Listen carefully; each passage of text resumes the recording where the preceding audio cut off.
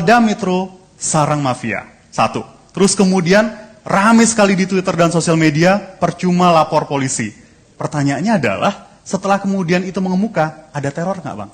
Itu penegakan hukum ya Bang ya. Betul. Saya ingin mengkonfirmasi Bang, dari elaborasi tadi sebenarnya, kan tadi sempat disebutkan juga bahwa bawah sampai atas, nggak tahu atasnya sampai mana. Intinya mafianya itu di mananya sebenarnya Bang? Dan kemudian biasanya yang terjadi itu ketika kemudian yang Anda hadapi itu seperti apa? Untuk pembelajaran kita semua pastinya. Jadi gini ya, contoh kayak kasus investasi bodong. Awal ini kan saya di korban setelah saya berhasil beresin, korporatnya hire saya. Karena dia lihat kamu pintar, kamu gigih. Nah di situ kebongkar semua juga. Jadi ternyata ada backingan yang jenderal di atas. Dia bilang, oh saya udah kondisikan. Ketika ada LP masuk ke Polda, ketika ada LP masuk ke Polres, kita bikin yang namanya Satgas, dikumpulin semua jadi satu, nah udah satu itu dimandekin. Jadi kalau dilihat kasus investasi bodong, tidak ada satupun yang jalan. Nggak ada. Ya, Indosuria 15 triliun, 8.000 klien. Mahkota 8 triliun, Narada 6 triliun di situ. Nggak habis lah kalau saya sebutin di situ udah ratusan triliun dan berapa banyak klien masyarakat yang nangis sampai udah banyak yang meninggal di situ. Itu tidak jalan. Ternyata backingannya itu sampai di atas sampai jenderal. Saya agak kaget, hah? Jenderal setinggi ini? Iya Pak, katanya. Jadi sudah mereka pegang dan mereka itu ada perkumpulannya di Raffles itu, ya kan Indosuria itu punya apartemen di sana, mereka meeting. Jadi penggemplang itu pada meeting, mafia itu pada meeting dan mereka saling tukeran ilmu. Pakai modus PKPU, nanti polisinya mana. Itu yang mereka lakukan dari Koperasi Milenium. Milenium hanya saya yang berhasil dorong. Itu karena saya dorong di media. Yang lain puluhan laporan polisi di Mabes, itu semua di HP3. Bagaimana pelapor dengan korban hanya beda korban, tindak pidana sama, pasalnya sama, pelakunya sama, bisa yang lain SP3, saya punya jalan. Pertanyaan saya, yang namanya penegakan hukum kan semestinya kalau sama, jalan semua kan? Nah itulah bedanya. Ya kan, jadi disinilah saya lihat, saya agak kaget gitu melihat, loh kok dunia seperti ini, dan saya harus memilih dalam hati saya mau masuk yang lurus, atau saya mau masuk yang kotor di situ. Cuma ketika saya coba mengikuti gaya mereka, nggak bisa, hati saya teriak di situ. Kenapa? Saya melihat di mana ketika kita udah kasih, klien itu udah saya mintain uang untuk kasih mereka berkorban, tapi nggak jalan juga. Akhirnya disitulah saya melihat, ya kan, wah repot kalau kayak begini gitu loh. Jadi nggak bisa seperti itu.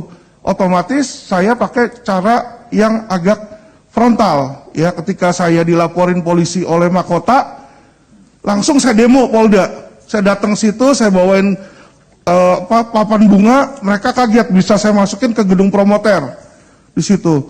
Jadi dipikir ucapan syukur atau positif, sampai kadenmanya dicopot hari itu. Ya kan, saya masukin koran, barulah di situ laporan polisi terhadap saya mandek. Ya kan, IPW bicara di situ. Nah, maksud saya, sorry ya, saya punya resource ke media. Berapa banyak masyarakat yang mungkin lebih parah dari saya nggak punya resource. Disitulah kasihan loh kalau kita pikirkan seperti ini. Ya kan, ini kasihan sekali penegakan hukum, dan ini saya bicara bukan hanya investasi bodong Pak. Ya, berapa banyak pelaku-pelaku usaha juga dijadiin TSK, nggak ada SPDP. Datang ke sana nggak diberikan haknya mereka. Nah disinilah saya melihat perlu adanya perbaikan. Kenapa? Karena polisi ini lah yang paling dekat dengan masyarakat.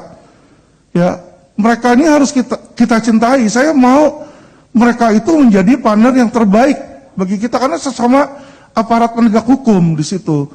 Tetapi harus menyamakan perspektif. Apakah benar undang-undang adalah panglima atau uang adalah panglima? Kalau memang kita milih uang adalah panglima, nggak perlu kita belajar teori hukum.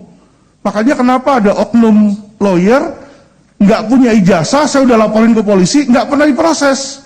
Karena kenapa? Dekat sama Irwasda, dekat sama petugas-petugas. Ya kan, nah mereka inilah yang malah jadi buruk, sehingga korupsi ini ada. Saya bilang, dan setiap hari, kalau mau saya buktikan, gampang.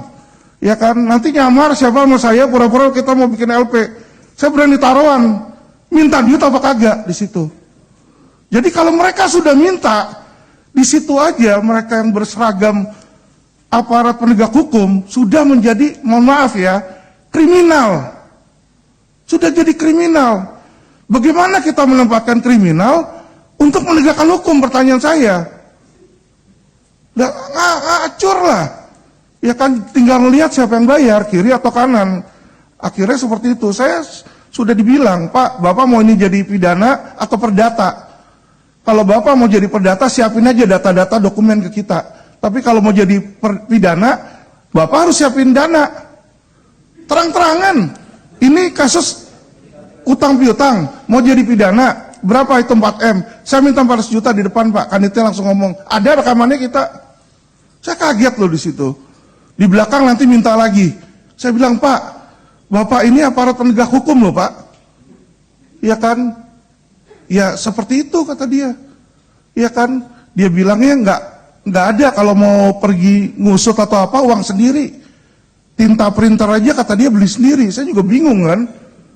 Nah itu yang mereka selalu katakan gitu loh kepada saya ketika saya datang di lapangan. Itu yang terjadi. Makanya kenapa saya bisa sampai teriak di situ. Udah capek saya karena nanganin sekian banyak, nggak ada yang beres, diperkeruh, akhirnya malah makin berantakan di sana. Dan saya lihat belum ada ketegasan dari pimpinan Polri untuk benar-benar memberantas. Kalau memang beliau mau berantas, copot dari yang paling tinggi. Saya udah bilang loh di media, Pak Polisi, Pak Kapolri, siapa mau datang ketemu saya buka itu semua rekaman. Siapa-siapa aja yang terlibat, berani atau tidak? Kalau nggak berani percuma. Ya dong, kalau nggak berani buat apa saya ngomong? Karena ketika saya ngomong, saya makin dibenci. Saya masuk Polda aja kemarin itu sempat lihat mobil LQ, nggak dikasih masuk, penuh katanya. Suruh jalan, beneran saya nggak bohong. Mobil rekan saya di situ naik Mercy, belakangnya dihancurin di dalam Polda. Lapor nggak diproses. Ya, jadi kalau ngomong intimidasi udah level paling tinggi. Tapi saya pikir saya hidup nggak lama. Ya kan, kita bertanggung jawab sama Tuhan. Tadi yang Pak Mujahir bilang, bukan sama manusia. Ya toh, jadi kalau